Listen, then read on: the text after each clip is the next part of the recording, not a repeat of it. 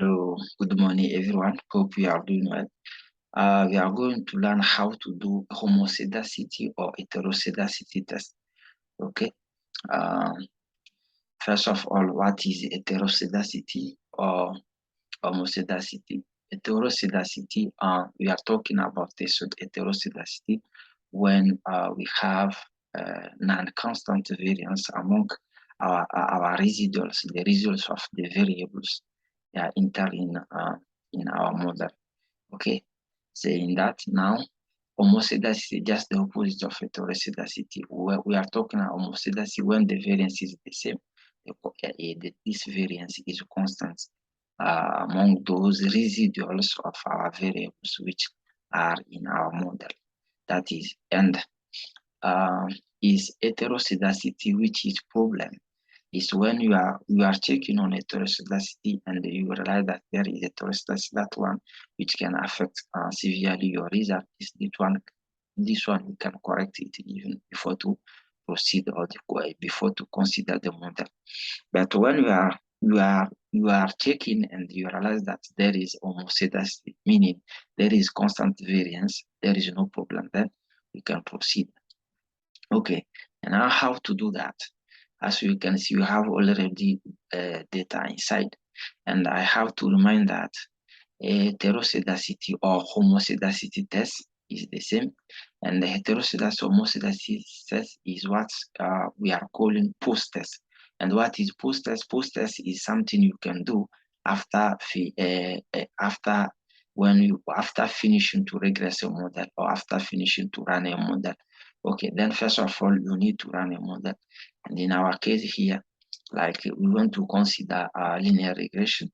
Okay, and now we are regressing volume against others, and volume here is like our dependent variable and others are independent variable. Let us run it, and okay, we have the result. Okay, we are not interpreting the result of the linear regression here because we have already those videos talking about how to interpret the result of linear regression. The objective, our goal here is to do heteroscedasticity or homoscedasticity test. And now what's the command? The command is HA test. Okay, start heteroscedasticity test. Okay, like this. And now we just run and we have our result as we can see. Okay, now let me remind what's the rule of those tests. In statistics, we have what we are calling H naught or null hypothesis, and now we are rejecting or accepting H naught according to the value of the p-value. And here our p-value, when the p-value is less than 5%, we are rejecting H naught or we are rejecting null hypothesis.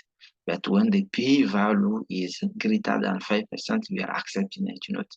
And as you can see here, our H naught or our null hypothesis is constant variance, meaning that we are supposing or we are assuming that there is constant variance among the residuals of different variables entering in our model. And now that is the H naught, and let us go and see what's the p-value, the value of p-value. P-value here is this one, which is 0.11. And as we can just realize is that greater than, this one is greater than 5%.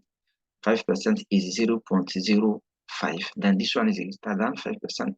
And what's the meaning? When it's greater than 5%, we are now accepting or we fail to reject our H naught and say that, okay, constant variance is okay, or there is constant variance among those residual of our variable.